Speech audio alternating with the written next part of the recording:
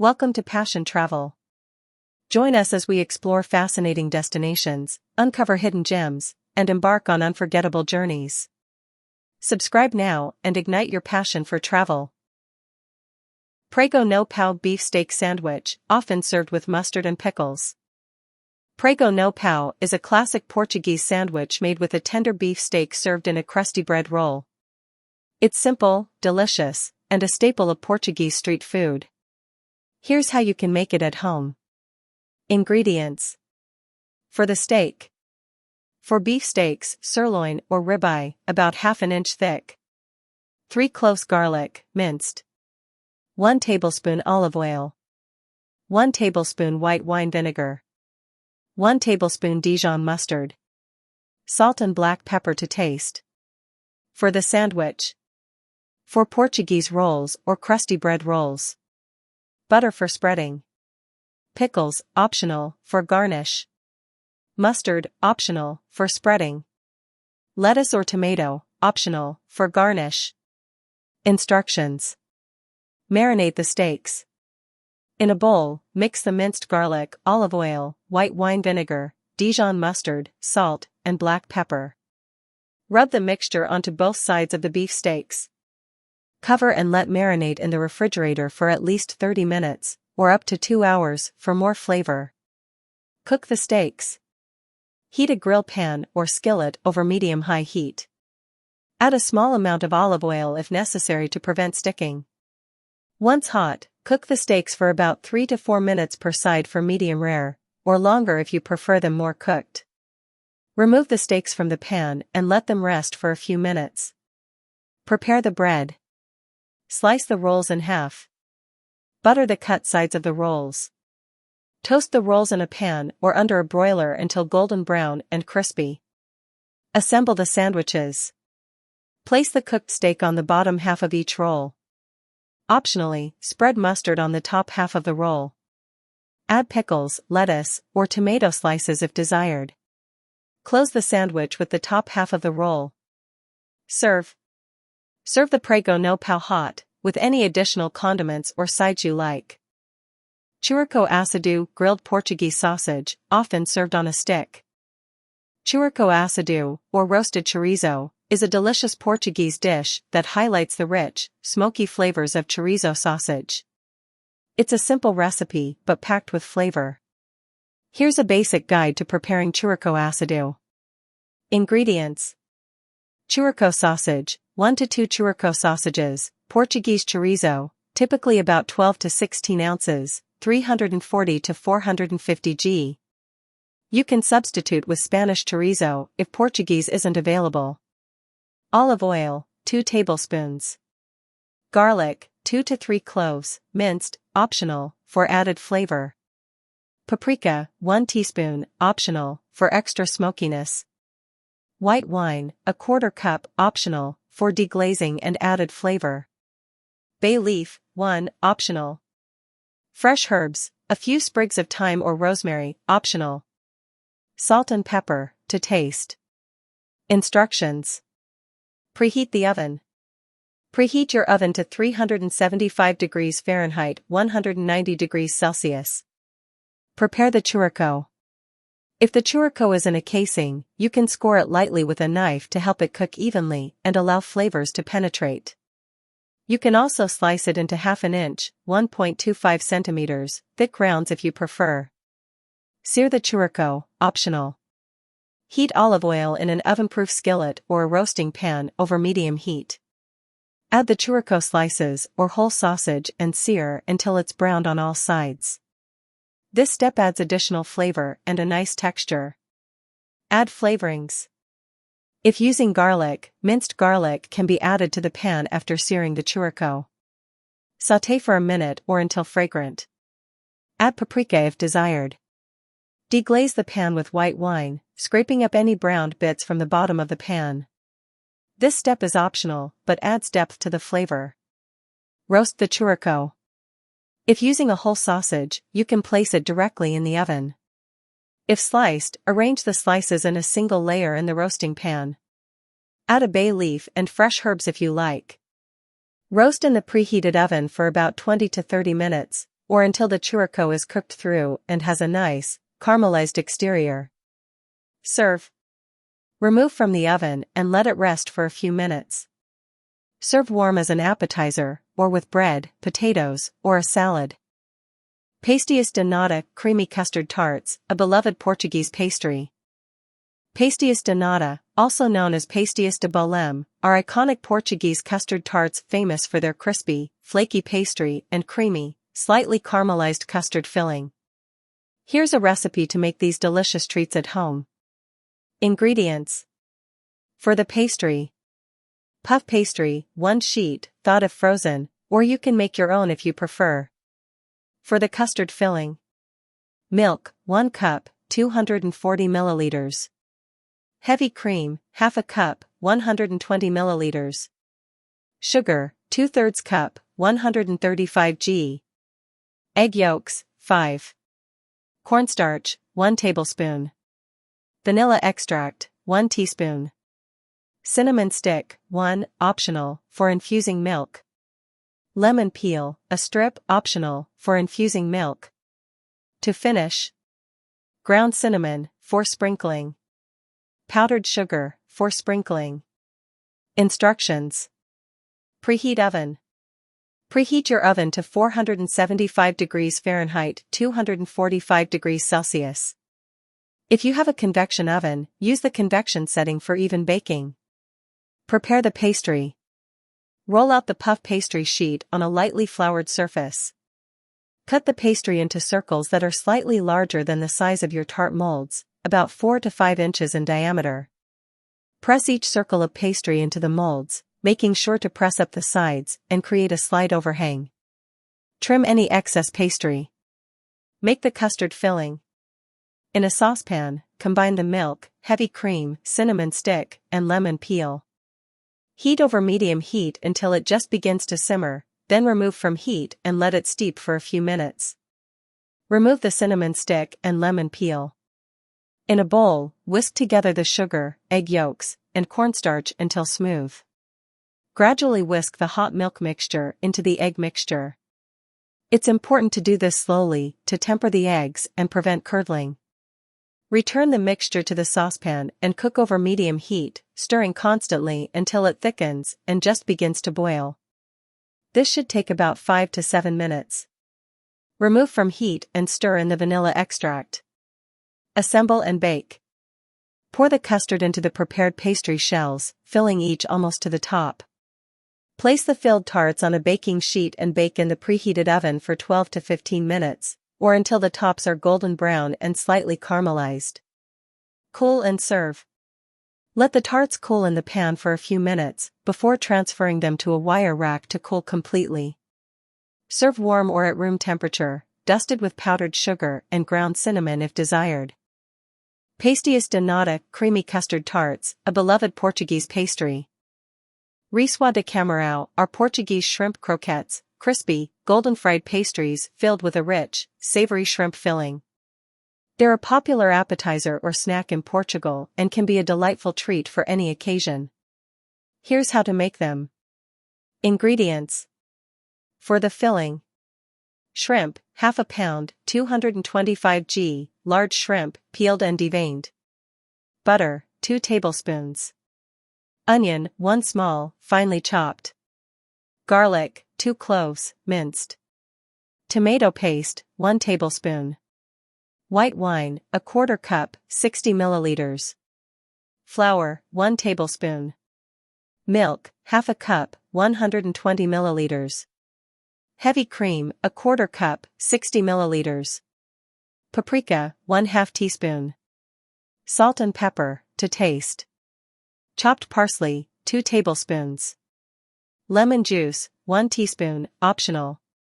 For the dough: butter, 4 tablespoons. Flour, 1 cup, 120 g.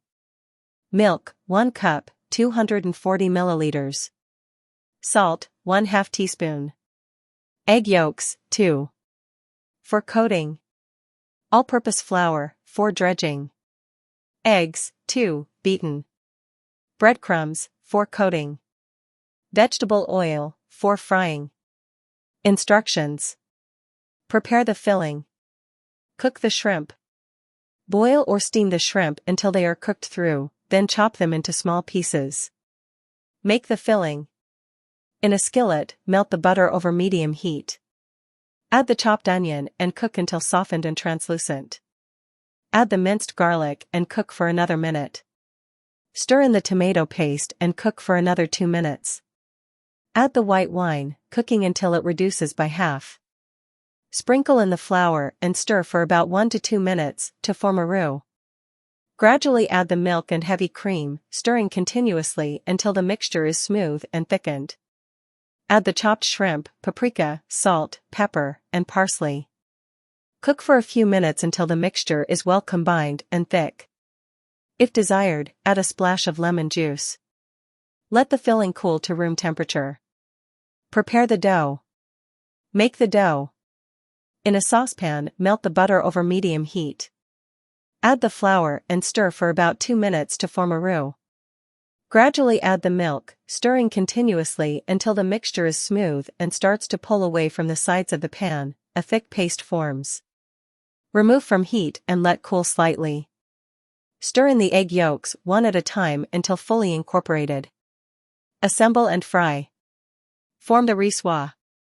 Roll out the dough on a lightly floured surface to about 1/8 inch, 3 mm, thickness. Cut out circles using a cookie cutter or the rim of a glass, about 3 to 4 inches, 7 to 10 centimeters, in diameter. Place a spoonful of the cooled shrimp filling in the center of each dough circle. Fold the dough over to create a half-moon shape and press the edges together to seal. You can use a fork to crimp the edges if you like. Coat the rissóis. Dredge each filled rissole in flour, then dip it in beaten eggs, and finally coat it with breadcrumbs. Fry the rissóis. Heat vegetable oil in a deep pan or fryer to 350 degrees Fahrenheit 175 degrees Celsius. Fry the rissóis in batches until they are golden brown and crispy, about 3 to 4 minutes per side. Remove with a slotted spoon and drain on paper towels. Serve. Serve the Rissóis de Camarão hot, with a side of lemon wedges or a dipping sauce of your choice. Enjoy these crispy, savory treats with family and friends. Ameijoas ao Bulhão Pato, clams in a garlic and coriander sauce, which might be served as a snack. Ameijoas ao Bulhão Pato is a classic Portuguese dish of clams, cooked with garlic, white wine, and fresh herbs. Named after the 19th century Portuguese poet Bulhão Pato, this dish is known for its simple yet flavorful preparation. Here's how to make it. Ingredients: clams, 2 pounds, 900 g, scrubbed and rinsed. Olive oil, 3 tablespoons. Garlic, 4 cloves, minced. White wine, half a cup, 120 milliliters. Lemon juice, 2 tablespoons. Fresh parsley, 1/4 cup, chopped. Fresh coriander, cilantro, 1/4 cup, chopped, optional. Bay leaf, 1 to 2. Red pepper flakes, 1/2 teaspoon, optional, for a bit of heat. Salt and pepper, to taste. Instructions. Prepare the clams. Place the clams in a bowl of cold water with a bit of salt and let them soak for about 20 to 30 minutes. This helps to purge any sand or grit. Rinse them thoroughly under cold running water. Cook the aromatics. In a large skillet or sauté pan, heat the olive oil over medium heat. Add the minced garlic and cook until fragrant and lightly golden, about 1 to 2 minutes. Be careful not to burn the garlic. Add the clams. Add the clams to the skillet, stirring to combine with the garlic. Deglaze and simmer. Pour in the white wine and add the bay leaf. If using red pepper flakes, add them now. Increase the heat to medium-high and cover the pan. Cook for about 5 to 7 minutes, or until the clams have opened. Discard any clams that do not open. Finish the dish. Once the clams are cooked, remove the pan from heat. Stir in the lemon juice and chopped parsley, and coriander if using. Season with salt and pepper to taste. Serve. Serve the clams hot, with plenty of the cooking broth. They are traditionally enjoyed with crusty bread to soak up the flavorful sauce. Pica-Pau, marinated pork or beef, often served in small portions or skewers.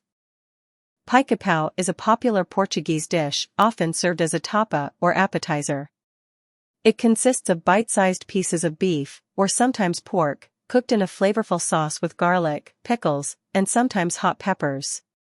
It's great for sharing and is typically enjoyed with bread or as part of a larger spread. Here's a classic recipe for making pica-pau. Ingredients: beef, 1 pound, 450 g, sirloin or tenderloin, cut into small cubes. Olive oil, 2 to 3 tablespoons. Garlic, 4 cloves, minced. Onion, 1 medium, finely chopped. White wine, 1/4 cup, 60 milliliters. Pickles, half a cup, 120 g, sliced, use Portuguese pickles or dill pickles. Pickle juice, 1/4 cup, 60 milliliters, from the pickle jar. Paprika, 1 teaspoon. Hot sauce, 1 teaspoon, optional, for a bit of heat. Bay leaf, 1. Salt and pepper, to taste. Fresh parsley, 2 tablespoons, chopped, for garnish. Instructions: prepare the beef. Season the beef cubes with salt and pepper. Sear the beef. Heat the olive oil in a large skillet or frying pan over medium-high heat. Add the beef cubes and cook until browned on all sides. This should take about 5 to 7 minutes. Remove the beef from the pan and set aside. Cook the aromatics.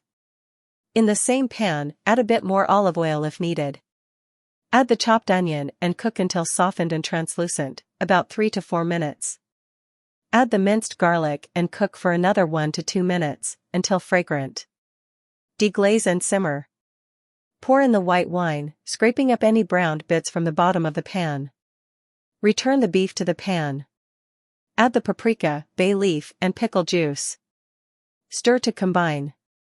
Add pickles. Stir in the sliced pickles and hot sauce if using. Simmer over medium heat for about 10 minutes, or until the beef is cooked through and the sauce has thickened slightly. Finish and serve.